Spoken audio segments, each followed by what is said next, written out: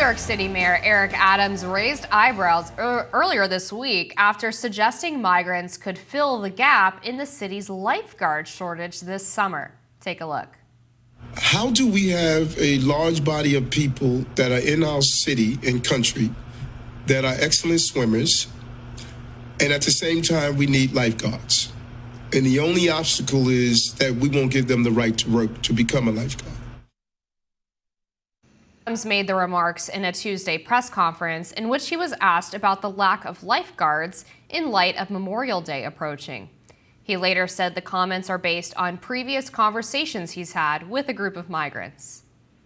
Immigration advocates criticized Adams' commentary for being racist and divisive. Per The Hill's reporting, president of the New York Immigrant Coalition, Murad Aldoue, told The Times that Adams should not be making such comments in light of the journey that immigrants make to get to the United States, which includes swimming or wading across dangerous waters.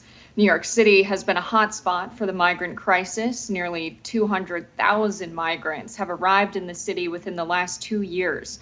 Hundreds have been bused there from red states like Florida and Texas. Adams had to enact laws to halt migrants busing to the Big Apple. So I think this comment was very tongue-in-cheek from Mayor Adams. I don't think this at all came from conversations he had with migrants that were like, please let us be lifeguards, Mayor Adams. We really are great swimmers and we want to make sure the city's safe at the swimming pools. It was obviously a joke. And there's a bigger problem here where it's the reality that we have a lot of migrants coming to the United States. Many of them don't have any desire to go back, in part because of strict border policy, that it's very difficult to cross the southern border, but also because, they want to get a job and live in the United States, and there's a lot of violence in their home country, in part because of disastrous U.S. foreign policy and intervention. And so we're in this situation where we need to find a place for these migrants in our economy. And he's right to have his attention towards what jobs will they have, where do they fit in. But making a joke like this coming from, Mayor Adams, it's just a bit ridiculous. And of course, it's gone viral like many of the other stupid things he said. Yeah, I wonder, I'm not sure I buy that it was a joke, though, because why would he give the explanation that he got this idea after talking to migrants if it was just a joke? He could have just said, I was being tongue-in-cheek about the mass of migrants that have come here. New York is obviously struggling to deal with them. They want jobs. So I was, throwing out a sort of funny idea. Instead, he tried to justify it by saying that he had come up with it, again, by talking to migrants. I'm not sure I buy that excuse. This reminded me of a situation on The View where Kelly Osbourne had said that if Trump wanted to restrict illegal immigration, then who was going to clean his toilets? And immediately the crowd gasped in horror at this racist remark. And she was like, no, you guys know what I mean, AKA I said the quiet part out loud. I think that's what happened to Mayor Eric Adams here. It's hard to say that it's difficult at this point to cross the southern border. Granted, the journey can be very difficult, but actually crossing is not. I mean, we know that because the numbers have gone up so significantly, 5,000 plus people per day. We've seen record numbers of 200 to 250,000 coming across every month. The numbers decreased a little bit between January and February, but still far above the record month during the Trump administration, which was in May of 2019. And it is true that some of these people face violence in their home countries. Of course, there is an asylum process that they're supposed to follow if they are the targets of political violence, where they go to a port of entry or fill out an application online and get a court date and can either wait in a safe third country or in Mexico, sometimes in the United States, and then they can go to their court date. But there's a lot of people who are applying for asylum who simply don't qualify. The vast majority of the people coming here now are, in fact, economic migrants. They're not actually people fleeing violence. Now, to be fair, some of these countries do have control by the cartels. There's violence in general, even if these people are not specific targets of it. But I think at this point, to put the blame on U.S. policy is not fair, considering the U.S. gives hundreds of millions of dollars in foreign aid to these countries every single year. The problem, unfortunately, is that a lot of the governments are corrupt and the aid doesn't end up actually getting to the people. It doesn't actually tamp down violence. Mexico is known for its government being in bed with the cartels, being a very corrupt country. And we know that these countries have the ability to crack down on violence and crime because we've seen it in El Salvador. President Bukele has single-handedly changed the direction of that country by choosing to crack down on the MS-13 gangs there, has put a vast majority of the gang members in prison, and it's basically a new country. And the flip side of that is Venezuela. We have a bunch of gang members coming to the United States to the point that Venezuela has actually gotten safer. Its murder rate has gotten down because we're importing their worst criminals into our country. So, I mean, all of the root causes, I guess, as Vice President Kamala Harris would say, are not irrelevant, but they don't fully explain the wave of migration that we're seeing right now.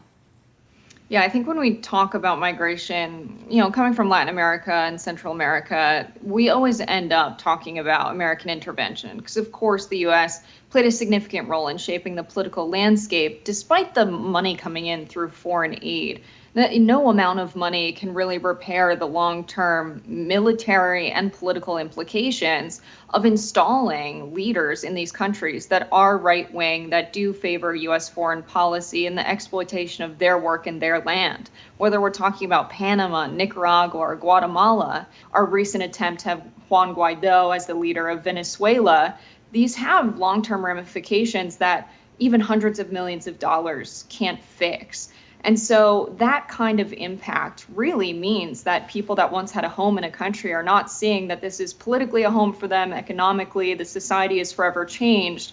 And that kind of instability results in mass migration. But up until the 1980s, we saw that the majority of the migration over the southern border was circular, that people who were crossing the border tend to go back home. We even saw this to be true up until 2018, which is the most recent numbers on net migration we have, the number of people going in, and then you subtract the amount of people leaving the United States. That's a number that really matters. And we find that actually net migration from 2013 to 2018 was around 170,000. So that's not a very high number. And when we think about where we're at right now, the policies of closing the border have actually incentivized people to stay in the U.S. because now the cost of crossing that border is no longer zero like it once was, where people were coming over as seasonal workers. They've done some calculations as to what that figure would be if we froze our number of border patrols and our border policies in the 80s, and they say that it would have been reduced by a third. And so when we look at that figure, that it would be reduced by a third if all else stayed the same to let people leave that wanted to, it is U.S. policy that results in the mass numbers of migration that we see today. Yes, it is U.S. policy, but I don't think in the way that you're saying, because the border's not closed. The border is wide open right now. I mean, that's just a fact. I mean, you shake your head. I mean, can you provide some evidence that the border is closed? I mean, we don't have an open border policy. We have border patrol at the border. We have fencing. We have, people going through a legal process to become citizens in the United States. When we talk about open border policy in international politics, that means a border in which all migrants are welcome for any reason. So I think the definition of an open border should take into account that we have legal processes for asylum, for obtaining a green card, that everyone is not welcome to come in and join the United States as a legal and full citizen.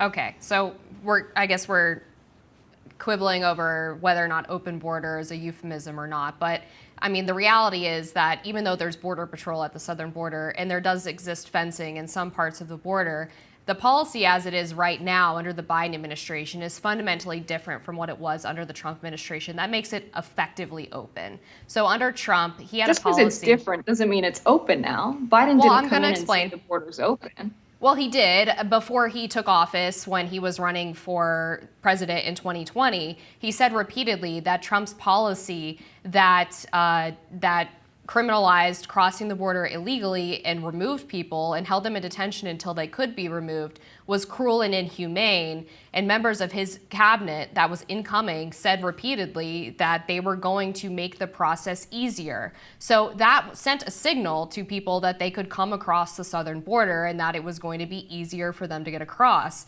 On his first day in office, he took 96 plus executive actions that wound down Trump's border policies that were stricter in terms of border security, including issuing a moratorium on deportations. He got rid of Remain in Mexico. He got rid of the safe third country rule. So although there is a legal process for asylum, the Biden administration has flouted that legal process by allowing people who don't go to the port of entry or who don't apply in a safe third country of still being able to claim asylum.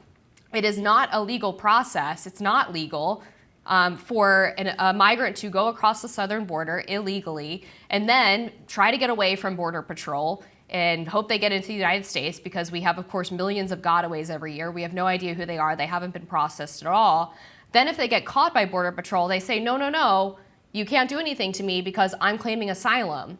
It's never been the case that it's been a legal process for migrants to be able to claim asylum between ports of entry because they get caught by Border Patrol. So that's where the open border comes in, because under the Biden administration, not only are they allowed to do that, but then they get a court date that's 5 years out from the time that they're assigned this legal case, and they get released into the United States in the interim. A lot of them end up not even showing up for their court date anyway. Some of them they're supposed to check in on a CB1 app, a CBP1 app. They don't check in, and you're not allowed to track them on the app. So if they don't check in, they're effectively gone inside the interior of the country. So if you have a catch and release policy, that's essentially the same thing as an open border, because if you can't do anything to remove people who are coming across illegally, and you allow people to falsely claim asylum or not go through the proper legal process that they're supposed to, you have created a system, a policy that in effect is saying, come over, because even if you do it the wrong way, we're not going to do anything to you. So the Biden administration, there's the most ever Border Patrol agents. He's allocated funding to hire 1,600 additional Border Patrol agents compared to those that were present at the border under the Trump presidency. He's allocated, $1.9 billion more dollars to CBP and ICE. He's cracked down on the borders crossing of illicit substances like fentanyl. It's a total package of over $13 billion that he's allocated to handling the border crisis and strengthening security. But, so when we talk more about agents doesn't strengthen security. An open border policy is a policy that would allow the free movement of people and goods over the border. And we don't have that. And so while he's changed border policy, an open border is just not an accurate description policy-wise of what's happening at the border.